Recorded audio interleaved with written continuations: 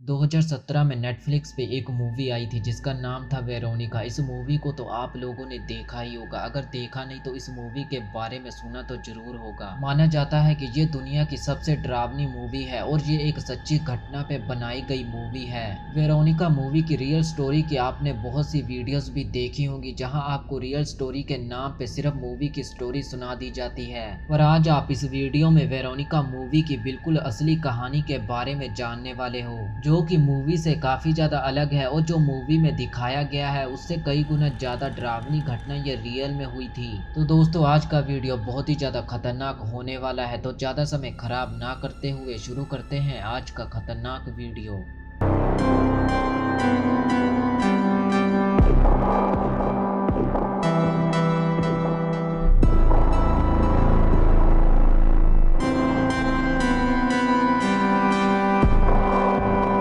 सन 1990 में मैड्रिड में स्टेफिना गुरुट्रेज लाजारो नाम की एक लड़की रहती थी। उसके परिवार में कुल 5 लोग थे, उसके माँ बाप और उसके 2 भाई बहन। स्टेफिना अभी 18 साल की हुई थी और उसने कॉलेज जाना शुरू ही किया था। कॉलेज जाने के साथ साथ ही उसके बर्ताव में अजीब से चेंजेस आ रहे थे। स्टेफिना कॉलेज में अजीबोगरीब हरकतें करती हुई पाई जाती थी और वो अपने ही भाई को देखकर उस पे गुर्राने लग जाती थी, उसका गला दबा देती थी। कभी कभी तो ऐसा लगता था कि स्टेफिना अपने ही भाई की जान लेने की कोशिश कर रही है। वो जिस घर में रहते थे उसकी दीवारें लकड़ी की बनी हुई थी। स्टेफिना उन लकड़ी की दीवारों को अपने नाखूनों से नोचती रहती थी, जिसके चलते उसके नाखून टूट जाते थे और उसके हाथ बुरी तरह जख्मी हो जाते थे, पर फिर भी वो दीवारों को अपने नाखूनों से नोचना बंद नहीं करती थी।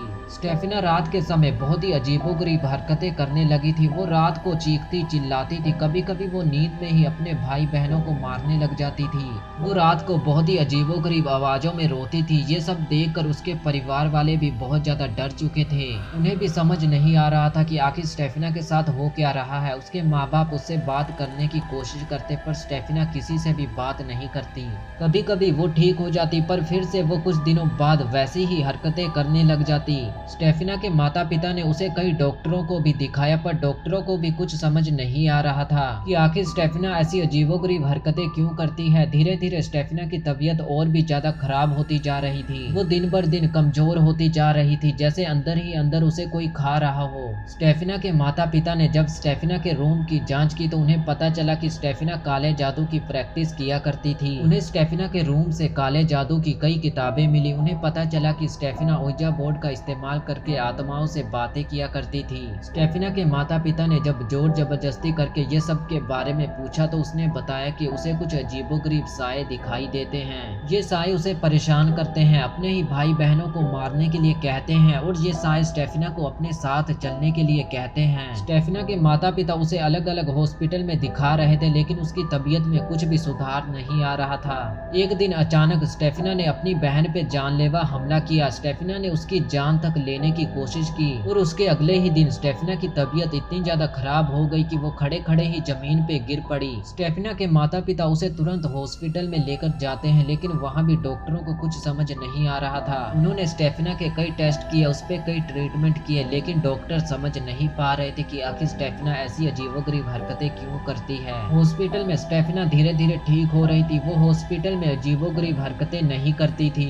स्टेफिना के माता पिता को ये लगने लगा था कि अब शायद स्टेफिना ठीक हो जाएगी। डॉक्टर भी यही सोच रहे थे, लेकिन अचानक एक दिन स्टेफिना की मौत हो जाती है और डॉक्टर को स्टेफिना की मौत का मेन रीजन पता नहीं चल पाया। लेकिन स्टेफिना की मौत के बाद तो हालात और भी ज्यादा बद से बदतर होने लगे। उसके घर में पैरानॉर्मल एक्टिविटीज होने लगी। जिस कमरे में स्टेफिना रहती थी, रात के समय उस कमरे में से किसी की चीखने की आवाजें आती थी। उसके रूम में ठंडी हवाएं चलती थी। घर वालों ने स्टेफिना के रूम में एक काला साया देखे जाने का दावा किया। उसके घर की चीजें अपने ही आप गिरकर टूट जाया करती थी। दरवाजे खिड़कियां अपने ही आप खुल जाया करते थे। ऐसी एक्टिविटीज घर में आम हो चुकी थी और स्टेफिना के माता पिता को ये लगता था कि ये आत्मा किसी और की नहीं बल्कि उनकी बेटी स्टेफिना की है और वो उनके साथ रह रही है और उन्हें कुछ बताना चाहती है। 1 नवंबर 1993 को स्टेफिना की मौत के 2 साल बाद स्टेफिना के घर में उसकी एक तस्वीर दीवार पे लगी हुई थी और एक दिन अचानक उसकी तस्वीर में आग लग गई। स्टेफिना की तस्वीर का सिर्फ वो हिस्सा जल गया जिसमें उसका चेहरा था। फ्रेम के अंदर ही अंदर सिर्फ स्टेफिना का चेहरा जल गया, ना पूरी तस्वीर जली और ना फ्रेम में आग लगी, बस स्टेफिना का चेहरा जल गया। और इस घटना को स्टेफिना के माता पिता ने अपनी आंखों से होते हुए देखा। इस घटना को कई साल गुजर चुके हैं, इसलिए अब ये तस्वीर काफी ज्यादा डैमेज हो चुकी है, लेकिन उस समय इस तस्वीर का सिर्फ चेहरा जला हुआ था। एक रात स्टेफना की माँ पे किसी अनजान शक्ति ने जानलेवा हमला किया। उस अनजान शक्ति ने स्टेफना की माँ की जान तक लेने की कोशिश की। तब उन्हें ये यकीन हो गया कि उनके साथ जो रह रहा है वो स्टेफना नहीं बल्कि कोई और है। उन्होंने उसी रात पुलिस को बुलाया। जब पुलिस वहां पहुंची तो उन्होंने देखा कि घर के सभी लोग बारिश में ही घर के बाहर खड़े हैं। जब पुलिस घर के अंदर जाती है और जब वो स्टेफना के रूम में जाते हैं तो वहां जीसस की एक तस्वीर लगी हुई थी, जो कि उनके सामने ही घूमकर उल्टी हो जाती है। और ये बात मैं अपने से नहीं बोल रहा, ये बात पुलिस की रिपोर्ट में लिखा हुआ है। स्टेफना के रूम में एक बेड रखा हुआ था जो कि अपने ही आप मूव कर जाता है। स्टेफना के रूम का सारा सामान अपने ही आप गिरने लग जाता है। ये सब देखने के बाद पुलिस ने भी ये मान लिया कि ये सब घटनाओं के पीछे कोई बुरी शक्ति है। पुलिस ने अपनी रिपोर्ट में खुद ये सारी चीजों को मेंशन किया है और पुलिस ने स्टेफना के परिवार वालों को ये कहा कि वो लोग इस घर को छोड़कर चले जाएं। स्टेफना के परिवार वाले भी ये सब देखकर काफी ज्यादा डर चुके थे और वो भी अब इस घर में रहना नहीं चाहते थे। जिसके बाद उन्होंने इस घर को छोड़ दिया और उसके बाद उनके साथ कोई भी ऐसी अजीबोगरीब घटना नहीं हुई।